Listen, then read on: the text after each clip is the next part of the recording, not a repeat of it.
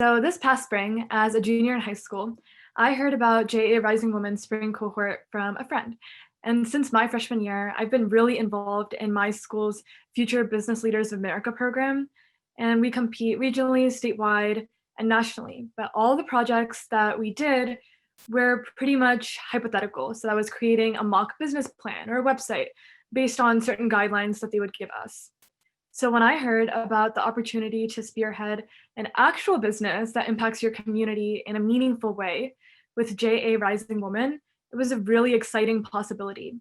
But I think I subconsciously thought it would be structured the same way as the FBLA type program. I figured that our mentor would steer the course of our actions, we would follow along, and ultimately attain the end goal of realizing our passion project.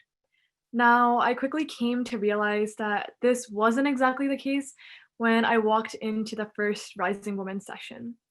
So, our mentor, Miss Diana Emerson, left all of the control to us from the beginning, starting with the brainstorming of what we wanted that passion project to really be.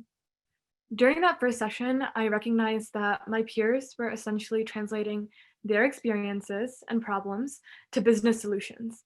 For example, Leslie, who was a 3-season athlete, suffered from frequent injuries and she wanted to design sports wraps of different designs that were really vibrant because she was tired of the boring grays and blacks that she was always wearing when she was injured. And she wanted to wear something that would actually bring her spirits up and something that her friends could look at and make it more fun.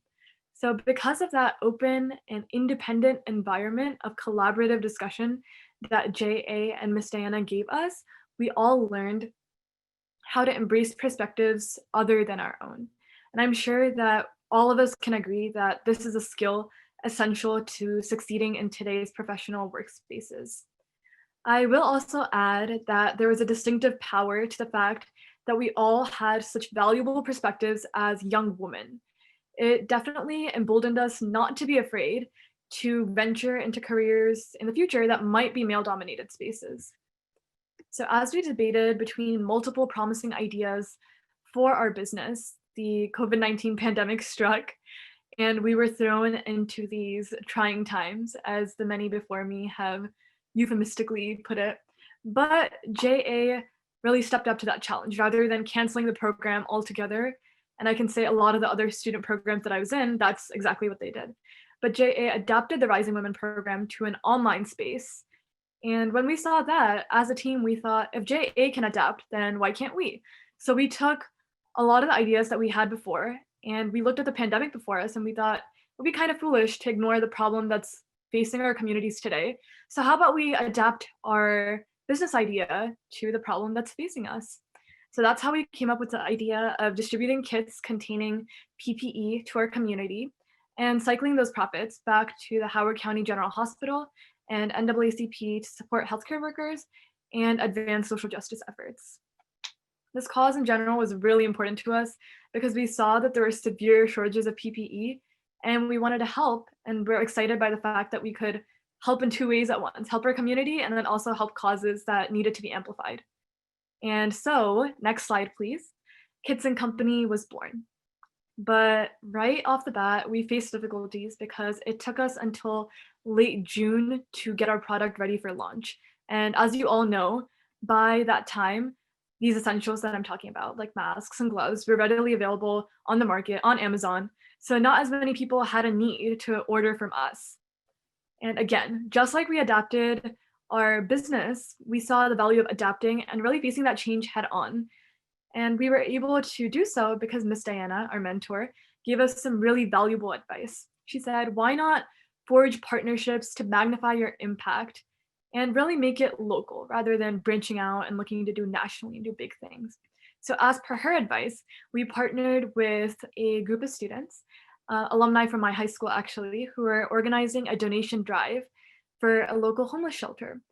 And our community really came together, our school community, to sponsor kits that we could give away because it wasn't within our bandwidth to just hand off kits for free. So we needed our community to donate funds to us so that we were able to give the kits to the donation drive. I just recalled DMing so many students from from my school on Instagram and texting all these parents in my school community, explaining what my business was and what we hope to do. And I could not believe that within 24 hours, we were able to raise over $200 with everyone's generous contributions. And because of that, we were able to give away 15 of our kits to this drive. We were also able to, in total, raise $1,000 in profits. And now we're looking at processing those donations to Howard County General Hospital and the NAACP. So at this point in time, the JA Rising Women program is over, but that hasn't stopped us from continuing our business. We're looking at how we can continue the cause that we started and keep distributing kits to different populations in need, like homeless populations and senior centers, but also looking at how can we broaden our cause? So beyond physical health, I know that all of us can agree that we've been impacted in way of our mental health, because isolation does really take a toll on you after a few months. So we're looking at what kind of contents can we put in our kits to distribute to our general community so we can meet their mental health needs and be a positive spirit of uplifting them when they're feeling a little down.